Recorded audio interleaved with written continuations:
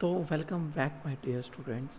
जैसे कि आप लोगों को पता है कि हम लोग पूरा मैक्रो इकोनॉमिक्स का कोर्स रिकॉर्ड कर रहे हैं। हम लोग सेशंस अटेंड कर रहे हैं जिसमें हम लोगों ने नेशनल इनकम और मनी इन दोनों को कंप्लीट कर लिया था।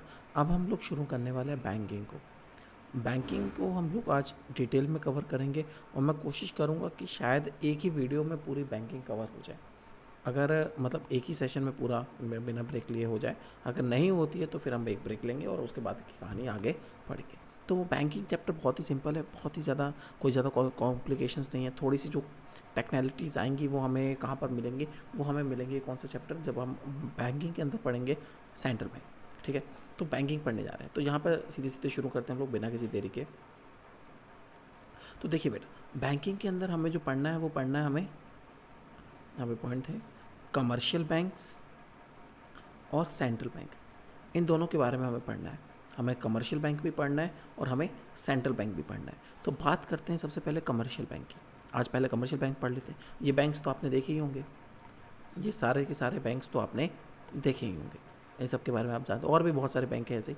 इन सबको कमर्शियल बैंक बोलते हैं। ये सब कमर्शियल बैंक्स के एग्जाम्पल है। लेकिन अगर डेफिनेशन कोई आपसे पूछे कि कमर्शियल बैंक की डेफिनेशन क्या होती है, तो मैं आपको सिंपल डेफिनेशन बता देता हूँ। मैं आपको सिंपल डेफिनेशन बता देता हूँ। कमर्शियल बैंक किसे बोला जाएगा, किसे बोला जाएगा कमर्शियल बैंक?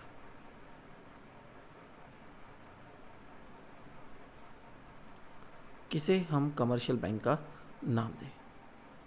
क्वेश्चन बनता है, किसे हम कमर्शियल बैंक का नाम दें? तो बेटा यहाँ से शुरू करते हैं। कोई भी ऐसा बैंक नहीं, कोई भी ऐसा इंस्टीट्यूट जिसको आप लोग संस्था बोलते हैं, या कोई भी ऐसी ऑर्गेनाइजेशन या इंस्टीट्यूट जो ये दो काम करे, कोई भी इंस्टीट्यूट जो ये दो काम परफॉर्म करता हो, उसको हम लोग किसका नाम देते हैं? उसको हम लोग कमर्शियल बैंक का नाम देते हैं। एग्जाम्पल के लिए, एग्जाम्पल क्या है वो काम ही बता रहा हूँ। पहला काम आता है एक्सेप्टिंग डिपॉजिट। एक्सेप्टिंग डिपॉजिट्स, लोगों से डिपॉजिट्स एक्सेप्ट करता हो। और सेकंड नंबर पे ग्रांटिंग या फिर लैंडिंग लोन्स। मतलब एक तो वो लोगों से पैसा एक्सेप्ट करता हो as a form of deposits, और दूसरा वो लोगों को लोन देने का काम करता हो। तो कोई भी इंस्टीट्यूट अगर इन दो काम में से कोई, ये दोनों काम परफॉर्म करता है, एक नहीं और वाली कंडीशन नहीं है, ये भी और ये भी, तो उसको हम क्या बोलेंगे? बैंक बोलेंगे। मतलब देखो यार, होता क्या है कमर्शियल बैंक के अंदर। मान लीजिए एक बैंक है, ये एक बैंक है। तो होता क्या है, मान लीजिए एक व्यक्ति है जिसने अपना पैसा वैसा कमाया। वो अपना, मान लो वो 10,000 रुपये महीने का कमा रहा है। तो 10,000 रुपये में से उसने देखा कि 20,000 सॉरी 2,000 रुपया सेव कर लेते हैं, 8,000 खर्च कर लेते हैं। तो 8,000 तो वो खर्च कर लिए वो, लेकिन 2,000 रुपये जो सेव करने जाएगा वो कहाँ पर चला जाएगा? बैंक में सेव कर देगा। और बैंक वही पैसा आगे क्या कर देता है? लोन की फॉर्मेट में बड़े बड़े बिजनेसमैन को, बड़े बड़े जो व्यापारी लोग होते हैं मार्केट में, बड़े बड़े चुनिंदा खिलाड़ी होते हैं, उन लोगों को लोन की फॉर्मेट में दे देता है। तो बस ये पैसा यहाँ पर लोन दे देता है। इसके बदले कुछ इंटरेस्ट ये लोग पे करते हैं, और बैंक उसमें से इंटरेस्ट में से कुछ हिस्सा इनको भी दे देता है। तो ये एक बैंक कहलाता है। मतलब दो काम कर रहा है, सीधी सीधी बात है, ज़्यादा कोई कॉम्प्लिकेशन है नहीं, बिल्कुल सिंपल सी बात है कि जो बैंक, जो भी इंस्टीट्यूट जो लोगों से डिपॉजिट्स एक्सेप्ट करे और लोगों को लोन देने का काम करे, कोई भी इंस्टीट्यूट अगर ये दो काम कर रहा है with the motive of profit earning, ये सब काम जो बैंक कर रहा है प्रॉफिट मोटिव के लिए कर रहा है, समाज सेवा के लिए नहीं कर रहा है, प्रॉफिट कमाने के लिए ये काम कर रहा है बैंक, तो उस बैंक को हम लोग क्या बोलेंगे? उस इंस्टीट्यूट को हम लोग बोलेंगे बैंक बोलेंगे। तो बैंक एक्सेप्ट भी कई तरीके से करता है, लोन भी कई तरीके से देता है। इन सब के बारे में हम लोग आगे चर्चा करेंगे। तो बैंक कितने तरीके से एक्सेप्ट करता है वो देखते हैं, थोड़ा सा इसको देख लेते हैं। बैंक एक ऐसा इंस्टीट्यूट है जो परफॉर्म करता है function of accepting deposit, granting loan and making investment with the aim of earning profit. Example के लिए SBI, PNB, कैनरा बैंक, ये सब कमर्शियल बैंक हैं। The rate of interest at which commercial bank accept deposit is known as borrowing rate. मतलब commercial bank क्या कर रहा है? लोगों से पैसा ले रहा है, लोगों से पैसा ले रहा है कमर्शियल बैंक। अब उस कमर्शियल बैंक को उस लोगों के उस पैसे पर इंटरेस्ट पे करना पड़ेगा। तो जो इंटरेस्ट पे करना पड़ेगा उस इंटरेस्ट का नाम है बोरिंग रेट। अगर आपने कुछ पैसा मेरे पास बैंक में जमा किया है, मैं बैंक हूँ और आपने मेरे पास कुछ पैसा जमा किया है, उस बैंक के बदले में आपको कुछ ना कुछ इंटरेस्ट पे करूँगा। तो जो मैं इंटरेस्ट पे करूँगा उस रेट को बोला जाएगा borrowing rate. The rate at which bank lend out their reserves to the investors is called lending rate. अच्छा, अब मेरे पास पैसा आ गया, तुम लोगों ने मेरे को पैसा दे दिया, और वही पैसा मैं आगे जाके किसी दूसरे व्यक्ति को दूंगा लोन के फॉर्म। आपने मुझे पैसा दिया क्योंकि आपको सेविंग करनी थी, अब उसी पैसे में से कुछ हिस्सा मैं सामने वाले को लोन की फॉर्मेट में दे रहा हूँ। तो जिस व्यक्ति को मैं लोन दूंगा उस व्यक्ति से मैं इंटरेस्ट भी लूँगा, उस व्यक्ति को मैं इंटरेस्ट भी लूँगा, और उस इंटरेस्ट को बोला जाएगा लैंडिंग रेट, उस इंटरेस्ट को बोला जाएगा लैंडिंग रेट। आगे समझ में?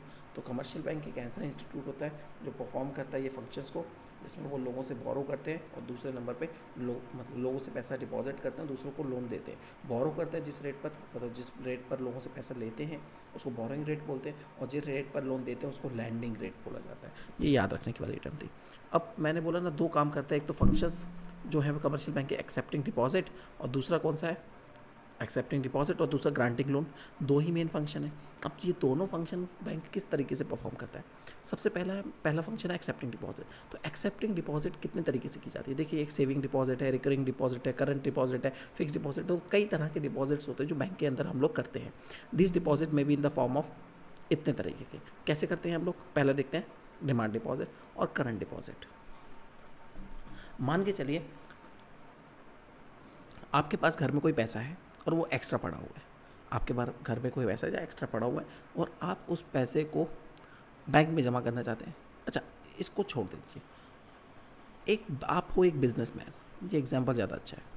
आप एक बिजनेसमैन हो और आपके पास एक बहुत बड़ी फैक्ट्री है, आपको लाखों के ट्रांजैक्शन एक दिन के अंदर करने पड़ते हैं, लाखों रुपए आपको बैंक में जमा करना पड़ता है और लाखों रुपए लोगों को पे करना पड़ता है। तो आपके सारे ट्रांजैक्शन जो होते हैं बैंक के थ्रू होते हैं। तो आप क्या करोगे? अपना ऐसा अकाउंट खुलवाएंगे जिसको बोलेंगे करंट डिमांड डिपॉजिट, मतलब जिससे कभी भी पैसा कितना भी निकाला जा सके और कितना भी जमा किया जा सके। तो इसके लिए खुलवाया जाता है करंट अकाउंट। जनरली ये बिजनेसमैन के द्वारा किया जाता है जिन्हें बहुत बड़ी बड़ी ट्रांजेक्शन करनी पड़ती हैं, और जो पैसा हम जहाँ पर जमा करते हैं, जो पैसा हम जहाँ पे जमा करते हैं वो बिना किसी रिस्ट्रिक्शंस के कभी भी चेक इशू करके विड्रॉ कर सकते हैं। मतलब वहाँ पे जाकर बैंक में जाकर आप चेक इशू करिए, कितना भी अमाउंट कभी भी विड्रॉ कर लीजिए। अगर आपको 1 करोड़ करना है, 10 करोड़ करना है, तो कितना भी अमाउंट आप विड्रॉ कर सकते हैं। बस शर्त यह है कि आपके अकाउंट में उतना पैसा होना चाहिए, और कितना पैसा जमा करना चाहते हैं, जितना मर्जी करना चाहें उतना पैसा आप आराम से जमा भी कर सकते हैं बिना किसी प्रॉब्लम के। लेकिन जो पैसा आप जहाँ पर जमा करोगे, इस पैसे पर बैंक आपको कोई इंटरेस्ट नहीं देगा, इस पर कोई इंटरेस्ट नहीं देगा, लेकिन सब कुछ चार्जेस अलग से ले लेगा। मतलब bank charges, ATM charges, locker charges, passbook charges, statement charges, कई तरह के चार्जेस बैंक इस पे आपसे चार्ज कर लेगा। तो समझ में आ गया। पहला तरीका कौन सा है बैंक में पैसा जमा करने का? Current deposit. ये करंट अकाउंट होल्डर्स होते हैं, जो बिजनेसमैन लोग होते हैं, वो इस अकाउंट को खुलवाते हैं। दूसरा ऑप्शन होता है फिक्स्ड डिपॉजिट या टाइम डिपॉजिट। फिक्स्ड डिपॉजिट या टाइम डिपॉजिट के अंदर क्या होता है कि आपने पैसा जमा कर दिया और एक टाइम पीरियड के लिए वो फिक्स हो गया, मतलब आप इस पैसे को अब विड्रॉ नहीं कर सकते, अब वो पक्का बैंक में जमा रहेगा। अब उसको आप चेक इशू करके विड्रॉ नहीं कर पाओगे, और अगर आप बीच में तोड़ना चाहते हो उस एफडी को, फिक्स डिपॉजिट को ख़त्म करना चाहते हो, तो आपका वो अकाउंट भी ख़त्म हो जाएगा और पूरा का पूरा पैसा आप निकाल सकते हो। लेकिन फिर बीच में अगर आप ऐसा कर रहे हो टाइम ड्यूरेशन से पहले, तो उस पर आपको फिर एक्स्ट्रा बेनिफिट नहीं मिल पाएंगे।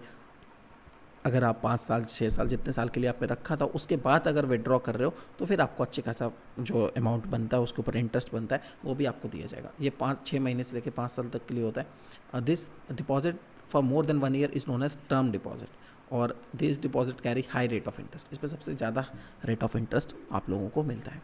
एक होता है सेविंग डिपॉजिट, ये आम व्यक्तियों के लिए होता है जो छोटा छोटा अमाउंट बैंकों के अंदर जमा करना चाहते हैं। Why small sum of money, और इसको आप कभी भी निकाल सकते हो, लेकिन एक लिमिट है।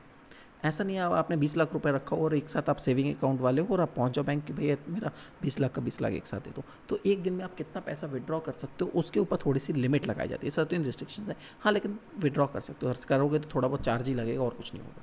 अच्छा, इसके पास इसमें दोनों फीचर आ जाते हैं, इसमें डिमांड डिपॉजिट का भी और करंट डिपॉजिट का भी, फिक्स डिपॉजिट का भी फीचर आ जाता है।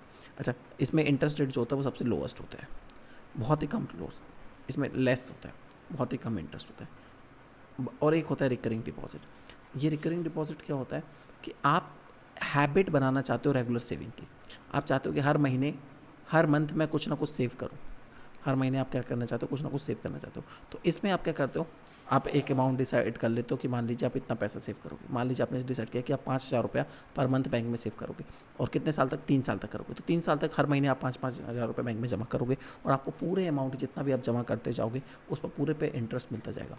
तो ये जो डिपॉजिट होता है, इस डिपॉजिट को हम लोग रिकरिंग डिपॉजिट का नाम देते हैं। तो मैंने आपको सारे फंक्शन बता दिए। तो अगर आपसे कोई पूछे कि बैंक पहला काम कौन सा करता है, तो मैंने बताया पहला काम एक्सेप्टिंग डिपॉजिट का, और एक्सेप्टिंग डिपॉजिट के अंदर saving deposit, recurring deposit, current deposit और फिक्स डिपॉजिट, ये सारे डिपॉजिट्स आते हैं किसके अंदर, एक्सेप्टिंग डिपॉजिट्स के अंदर।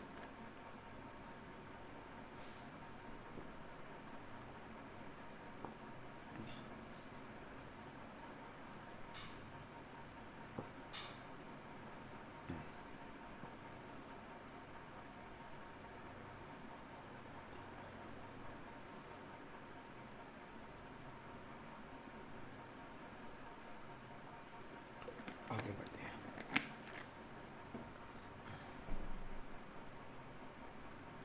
अब एक और तरह का काम होता है जो बैंक करता है, वो है लैंडिंग मनी, लोगों को उधार देना, लोन देना।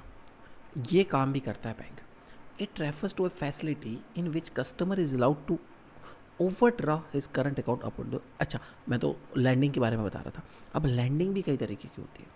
लैंडिंग भी कई तरीके की होती है। बैंक कई तरीके से लोन लोगों को देता है, जिसमें सबसे पहला तरीका होता है ओवरड्राफ्ट। अब ये समझो कुछ ऐसा है, ये एक बात तो, पहली बात तो ये है, ओवरड्राफ्ट उन्हीं को मिलता है जिनके पास सिर्फ करंट अकाउंट होता है।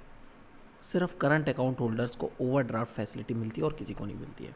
ये बात याद रखना। इसमें होता क्या है, मान लीजिए मेरा अकाउंट है एक बैंक में, और इस बैंक अकाउंट में मेरे पास 1,00,000 रुपया पड़ा हुआ है। अब एक व्यक्ति आया, उसको मुझे उसे पेमेंट से देने थे 1,50,000 रुपये। मैं उससे उधार लेकर आया, तो अब उसको चुकाने की बारी आ चुकी है। वो बोला सर मुझे तो आपके से 1,50,000 रुपये चाहिए। मुझे पता है मेरे अकाउंट में 1,00,000 रुपये है, तब भी मैंने उसको चेक दे दी 1,50,000 रुपये की, जाओ मेरे अकाउंट से 1,50,000 रुपया निकाल लो। और मैंने इस पर साइन वाइन कर दिया, सब कुछ कर दिया, क्लियर कर दिया, उसको दे दिया। वो गया बैंक, उसने बोला मिस्टर भरत के अकाउंट से 1,50,000 रुपये का चेक है, ये हमें दे दीजिए पैसा निकाल के। बैंक वालों ने चेक किया, अरे सर इनके अकाउंट में तो सिर्फ 1,00,000 रुपये है, 1,50,000 कैसे दे दें। फिर वो चेक करेंगे कि क्या मेरा करंट अकाउंट है, बोलेंगे हाँ। वो देखेंगे मेरी कोई ओवरड्राफ्ट लिमिट है, मतलब क्या मैं अपने अकाउंट में जो पैसा डिपॉजिट है उससे ज़्यादा विड्रॉ कर सकता हूँ। हाँ, उन्होंने देखा ओवरड्राफ्ट लिमिट है। उन्होंने चेक किया कितने की ओवरड्राफ्ट लिमिट है, उनको दिखा कि मेरी 5,00,000 रुपये तक की ओवरड्राफ्ट लिमिट है। तो उन्होंने आराम से 50,000 रुपया एक्स्ट्रा मेरे ओवरड्राफ्ट लिमिट से ले लिया, और उस व्यक्ति को 1,50,000 रुपये पे कर दिए। अब मेरे अकाउंट में कितना बैलेंस शो हो रहा होगा, मेरे अकाउंट में 1,00,000 तुझे चला गया और 50,000 ओवरड्राफ्ट का चला गया। तो अब मेरे अकाउंट का बैलेंस शो हो रहा होगा -50,000। अब अगली बार जब मैं पे करूँगा, डिपॉजिट करूँगा, तो जितना भी अमाउंट मैं डिपॉजिट करूँगा उसमें से तो पहले ये ओवरड्राफ्ट ख़त्म किया जाएगा। उतने दिन का, जितने दिन तक मैंने ओवरड्राफ्ट यूज़ किया उतने दिन का इंटरेस्ट अलग चार्ज किया जाएगा, फिर जाके मेरा बैलेंस 0 पर आ पाएगा। तो लेकिन ये इमरजेंसी के टाइम पर इस ओवरड्राफ्ट को यूज़ किया जा सकता है। 1-2 दिन के लिए आपको उधारी की ज़रूरत है, तो आप इस ओवरड्राफ्ट का यूज़ कर सकते हो। इंटरेस्ट लगता है, बिल्कुल इंटरेस्ट लेते हैं बैंक वाले, लेकिन जो बिजनेसमैन लोग होते हैं उनके लिए बहुत फ़ायदेमंद की बात होती है, क्योंकि कई बार ऐसी कंडीशंस आ जाती हैं कि सामने वाली पार्टी से पैसा मिलना होता है, वो नहीं आया होता है उस समय, और कहीं पे इमरजेंसी में पेमेंट करनी हो तो ओवरड्राफ्ट लिमिट का इस्तेमाल किया जाता है। इंटरेस्ट चार्ज जो होता है वो ज़्यादा होता है इस पर थोड़ा सा। इवेंचुअली ओवरड्रॉन जितना पैसा विड्रॉ करोगे सिर्फ उतने पे इंटरेस्ट लगेगा। लिमिट बेशक आपकी 5,00,000 की है, लेकिन आपने 50,000 की लिमिट यूज़ की, तो सिर्फ आपको इंटरेस्ट जो देना पड़ेगा वो 50,000 का देना पड़ेगा। एक तो तरीका ये हो गया उधारी लेने का बैंक से। एक होता है कैश क्रेडिट। कैश क्रेडिट के अंदर क्या होता है,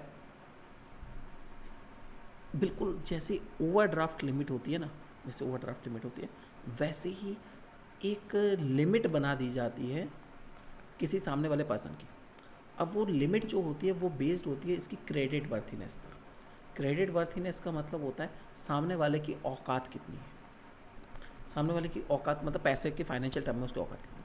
उसके कुछ एसेट्स होंगे जिसको गिरवी रखा जाएगा बैंक के पास, जैसे current assets like stocks, shares, bonds. ऐसे अगर उसके पास कोई प्रॉपर्टी है उसको बैंक वाले अपने पास रख लेंगे एज ए सिक्योरिटी, और देखेंगे, मान लेंगे तुम्हारी कीमत बेटा, तुम्हारी औकात है 10 लाख रुपए की, तो अब तुम्हें 10 लाख रुपए तक की उधारी अगर बैंक से चाहिए तो आपको बार बार वो पेपर वर्क करने की ज़रूरत नहीं है।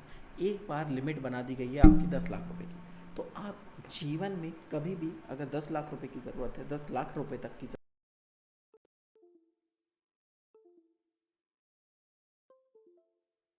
मम्मी आपको 2-3 हज़ार रुपये ऐसे ही दे देती है बस उधारी के लिए कि मम्मी हमें एक एक दिन के लिए 1,000 रुपये 2,000 रुपये दे दो, मैं आपको 2-3 दिन बाद वापस कर दूँगा। तो मम्मी कहती ठीक है ले जाओ वापस कर देना बाद में, या पापा से आप ऐसा करते हो। वैसे आप लोग करते नहीं है वापस, लेकिन हाँ कई घरों में ऐसा चलता है कि पेरेंट्स से ले लिए पैसे वो 2-3 दिन बाद वापस करती है। तो उनके सामने एक लिमिट बनी हुई है अपनी कि इतना बंदा ये इतना ले लेता है और आराम से वापस कर देता, कोई टेंशन नहीं है। बैंक वाले भी आपकी इसी इमेज को देख लेते हैं कि हाँ आपके पास इतने की औकात है कि आप इतने पैसा पे कर सकते हो। ये लिमिट बनवाने में बड़ा टाइम लगता है, लेकिन पहली बार जब ये लिमिट बनाई जाती है तो बहुत सारी चीज़ें चेक की जाती हैं।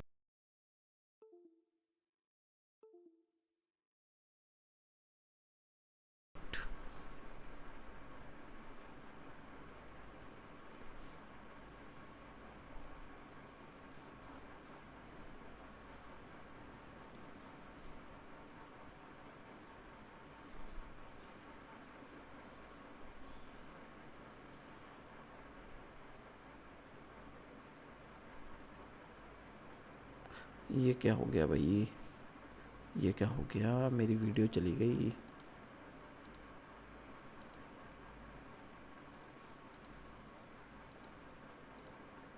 अब क्या होगा, अगर मैंने इसको बंद किया तो अभी तक का बंद हो जाएगा सब।